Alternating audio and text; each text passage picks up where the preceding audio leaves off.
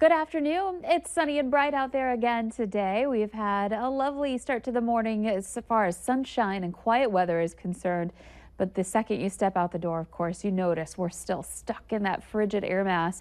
We're working our way out of it, though, for 1 to 2 days here today. We're at 7 below in Fargo. It's 0 in Wahpeton, and in Gwinner, it's 14 below in Grand Forks. We've got that warmer air trying to build its way in out of the south. Up in the northern valley and over to the east, that's where it's going to take a little longer for you to warm up. But all of us trying to work our way to a little bit milder weather, despite still being cold. In fact, up in the northern valley, we're still down to 30 below for wind chills in some places. Thief River Falls, Hallock, back over to Langdon, 31 below there.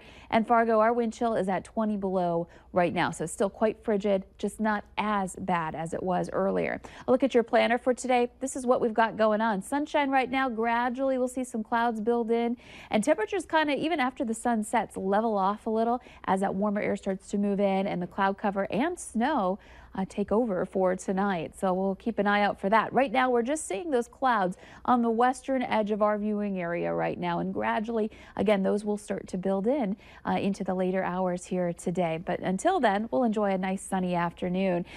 Looking across the country, if you're going to be traveling here today over the next couple of days, we've got some snow starting to develop in places like Wyoming and Montana. There's a winter storm watch for parts of Montana, and then down to the south and east we had a little bit of snow in Alabama and into Georgia. Now looking like we're quieting things down as this system presses off to the east, but some cold air moving in and creating some of those snow showers in those upper elevations. Here in the afternoon in the valley, we'll see some areas get above 0. Fargo 1 above, and Lisbon a high of 6. And up north, this is still cold, but better than we were yesterday. We're at 8 below for your high in Thief River and Grand Forks, 8 below.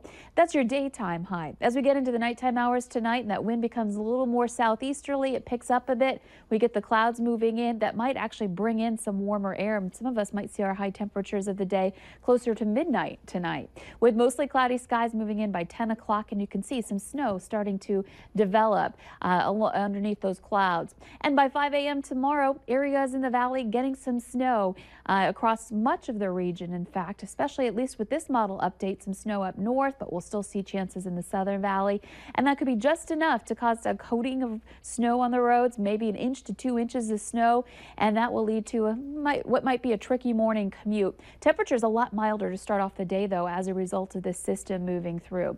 That starts to clear around the noon hour. You see it's still kind of hanging around our eastern viewing area, but that should be winding down through the day, and temperatures stay into the positive range, at least for one more day tomorrow before things change coming up in the extended planner. Your potential for snow, we're looking at about 1 inch for some and maybe even more than that for others. As we look at our planner for the next 7 days, things are changing once again, descending back into frigid numbers. It might be even colder this weekend than we've been recently, with lows in the 20s to about 30 below in Fargo. So it's going to be brutal again leading into the new year. It's way in the extended planner into midweek next week where we start to see some real relief. At least we're prepared for this weekend Yes. because of you. Yes. Thanks, Lisa.